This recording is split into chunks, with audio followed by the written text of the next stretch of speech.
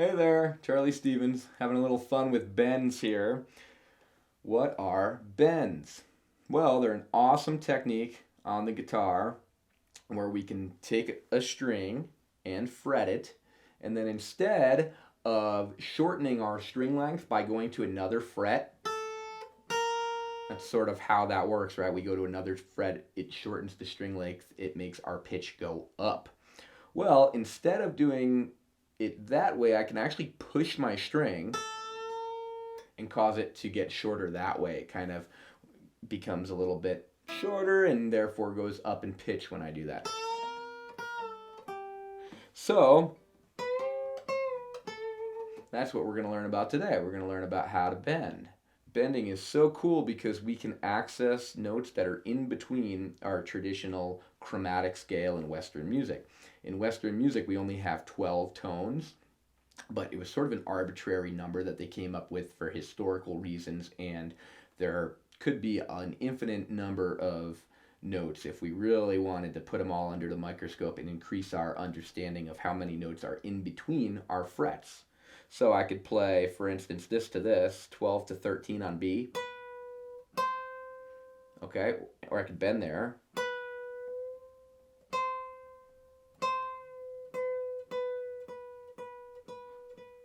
Seems like a lot of different stuff in between to me, right?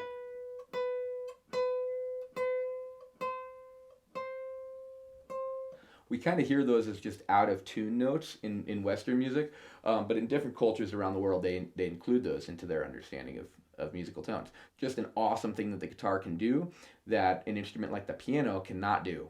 Some keyboards have a little funky lever on the side that will let you bend the pitch a little bit, but that's an electronic kind of trick, and it's not a natural acoustic trick. That wouldn't be possible on the piano, but it is on the guitar, so we should definitely learn how to do this.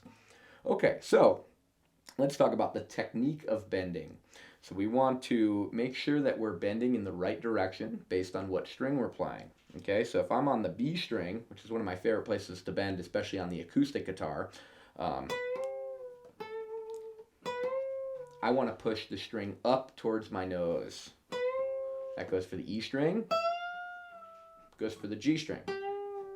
And that's all of the treble strings. Those ones go up, okay? Technically the G could go down too.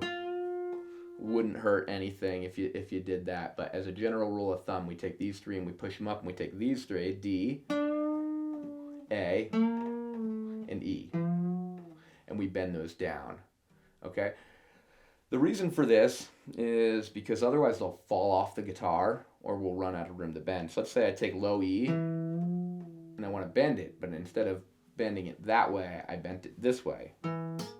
Falls right off the guitar. Same thing with high E. If I bend it that way, falls right off the guitar, right off the neck there. So you kind of have to bend in towards the center for practical reasons.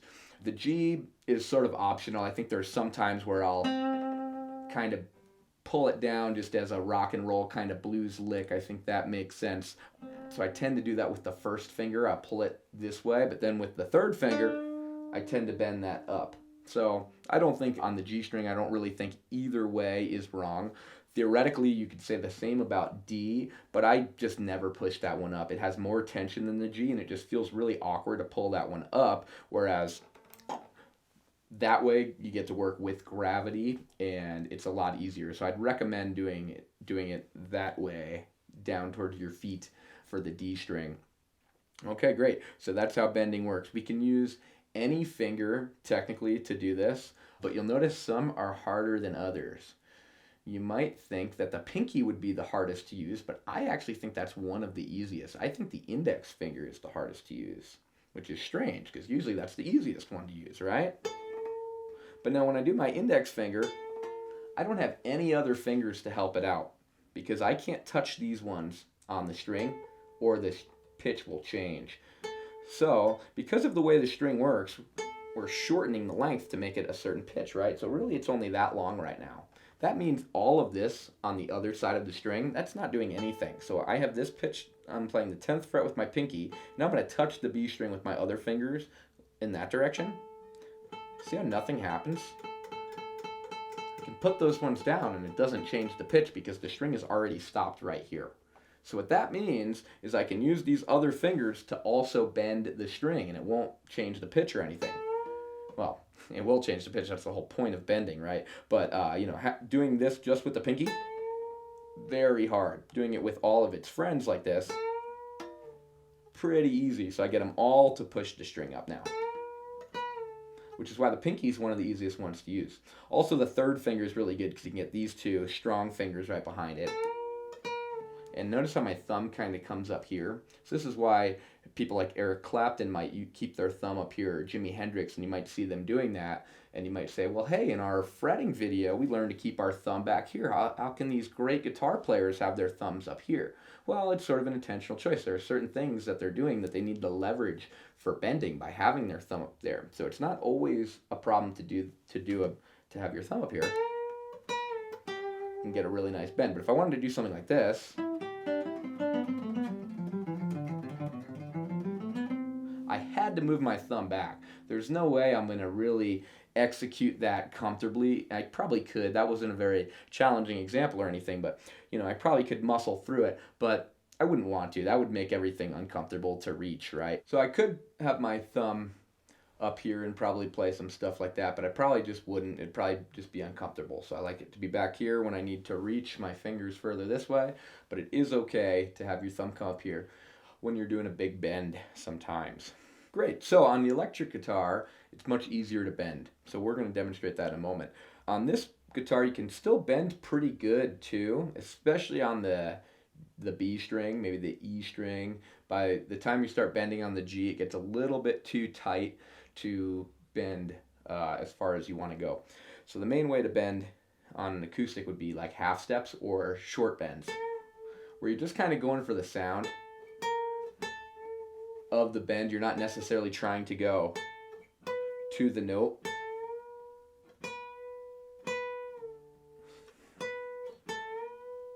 That's a pretty far bend even on the B string for an acoustic. So sometimes I'll allow it to be out of tune, and I'm just kind of going for the sound of the bend itself on this. Another thing you can do is what's called a pre-bend. So a pre-bend is where you bend it first. It's the way we get the sound of a descending bend. So how does that work? Because we can't really bend the string to make it go lower in pitch, right? But we can start our bend first. So before I strike the string, I bend up. Then I strike the string. Then I relax. This is a cool thing on the acoustic because, as I was saying, it's very hard to bend exactly up to the pitch you want because of the higher tension on an acoustic guitar. But when you're doing a pre-bend, the tension wants to go back to where it normally rests. So if you're starting, it's gonna land on the right note. You just have to relax it and it will stop where it's supposed to. Whereas if you do the other way, you'll have to, aim, target practice, figure out where that note is and stop exactly correctly. That's a very important thing to do, but I'd like to switch to the electric guitar to demonstrate that. I'll do that now. Okay, now we're going to learn how to bend on the electric guitar. So the electric guitar typically uses lighter gauge strings than an acoustic guitar. Now that's debatable if you're Stevie Ray Vaughan, because he used pretty heavy gauge strings and he would still bend like a madman. So that's kind of what we're going for. Most of us use lighter gauge strings to do these bends, though. I'm still not sure how he did some of that stuff. It's pretty amazing. But anyhow, what we want to do is be precise with where we bend to. Okay, so let's do the 10th fret to the 12th fret of B.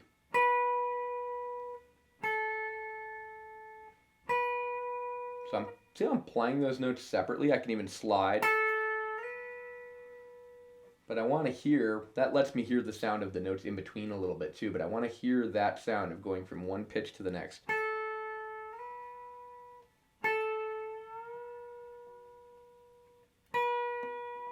Sometimes it's hard to know if you're in tune. That's why you have to do it one by one a lot.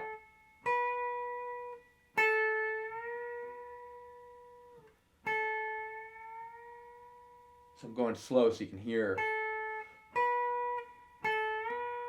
Eventually want to just be able to go right to that second pitch. I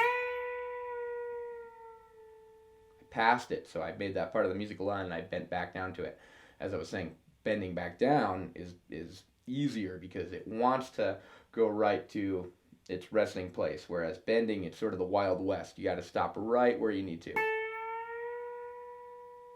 Okay, cool thing is in blues it doesn't have to be precise, and the fact that we're taking advantage of those in between notes that don't exist on the piano is kind of part of the charm. But we really do want to be accurate about this because there will be times where you just need a very clean bend straight up to the note, no in between notes, anything like that. Okay, so this is how you practice it. And again, you're going to bend in the same direction. Now, there's a lot more application for this.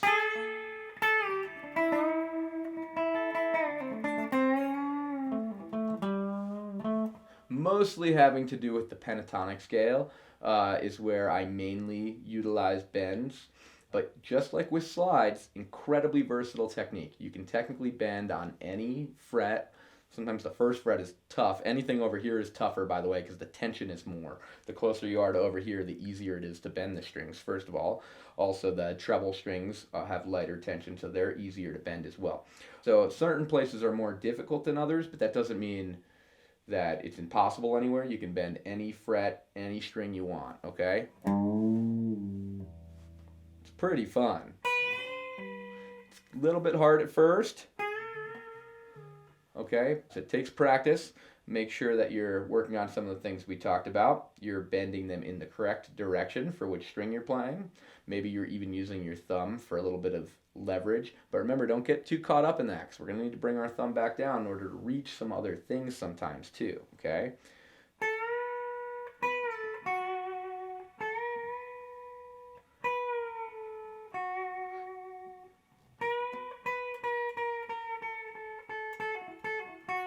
You can do stuff like that.